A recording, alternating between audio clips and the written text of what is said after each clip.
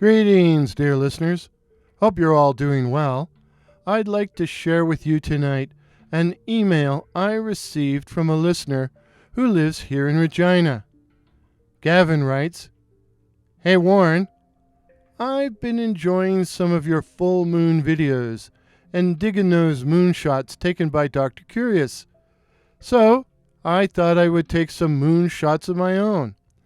I too live in Regina and realized that you made most of your moon videos by the Center for the Arts and by the university.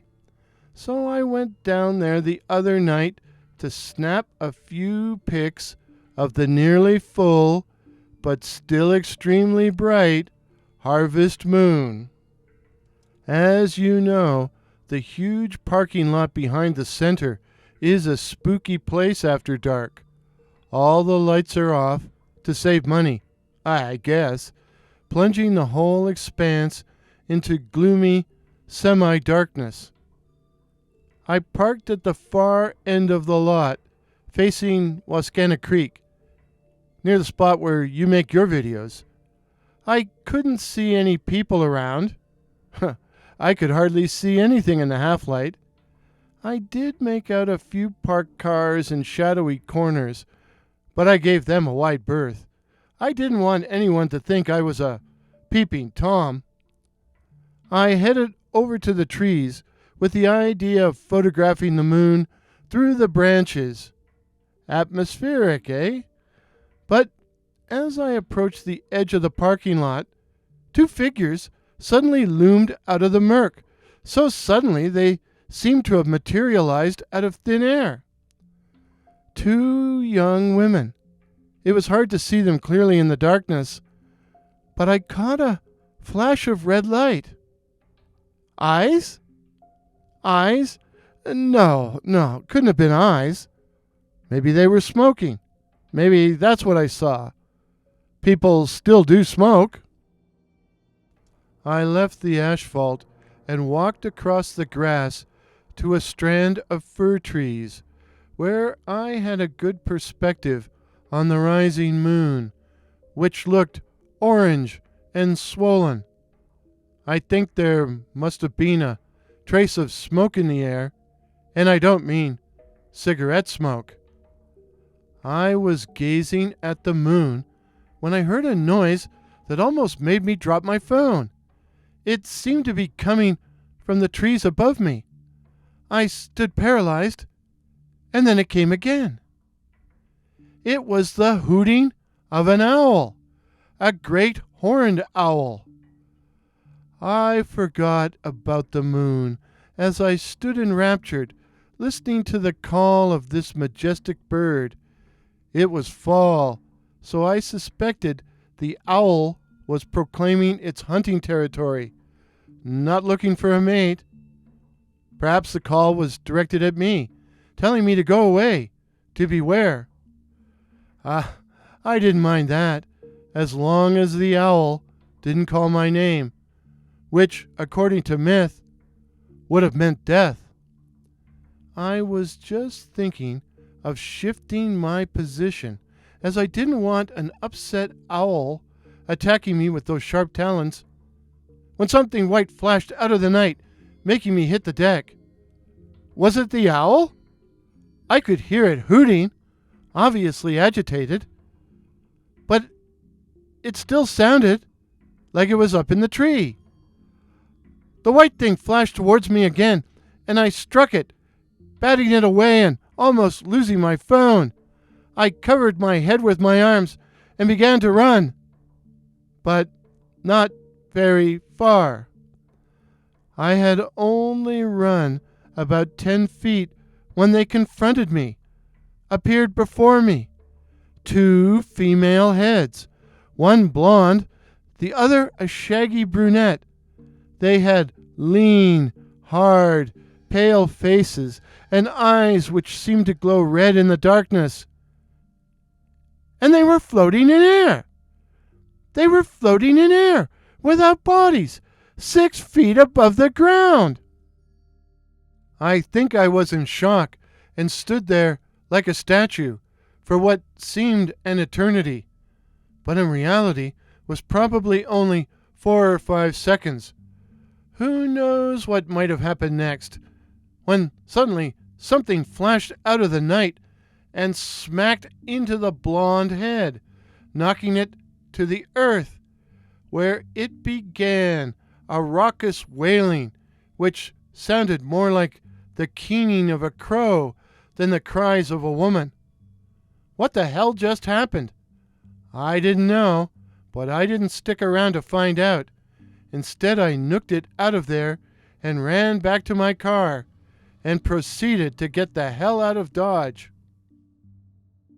I drove quickly away, only to find myself caught by a red light. As I waited, impatient to get away, something bumped the glass of my driver's side window, and I turned to see an ugly face with red eyes staring at me from only inches away. It was the woman with the unkempt, dark hair. She had a gaunt, swart, almost swarthy, acne-scarred face, and she was leering at me. I was sure that if she opened her thin lips, her breath would be unspeakably foul. She didn't open her mouth, though.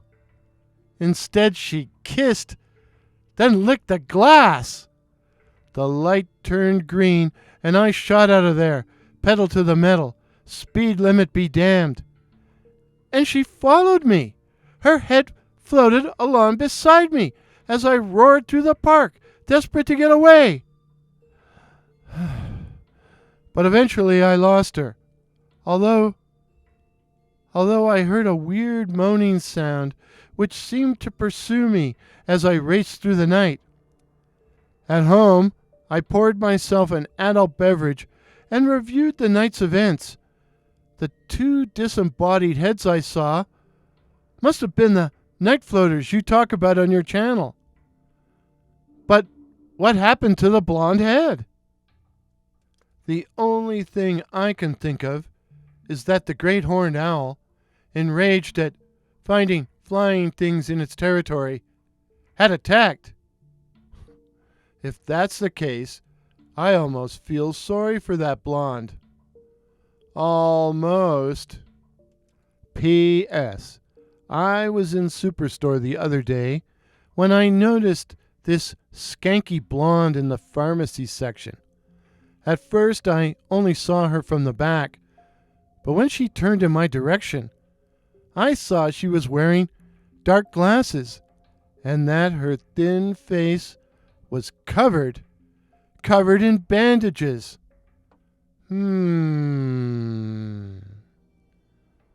So, Warren, were these the night floaters? What do you think? Please let me know, and continued good luck with your channel. So, what do you think, dear listeners? Did Gavin have an encounter with the night floaters? And was the blonde attacked by a great horned owl?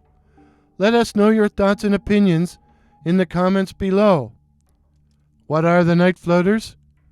Floating heads, also known as night floaters or floaters, are an anomalous phenomena reported from various places in Canada and throughout North America. The name refers to the ability of certain individuals to detach their heads from the trunks of their bodies, the heads then being able to fly or float at will. They are said to attack unsuspecting victims, biting them and sometimes even killing them. These disembodied heads are said to make a moaning sound when at a distance, a moaning which fades as they approach and attack.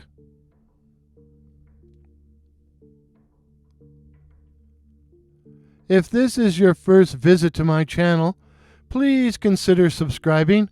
My name is Warren, and I write and tell original ghost stories and original horror stories, featuring such cryptids as the night floaters, werewolves, and the black-eyed children. So again, please consider subscribing.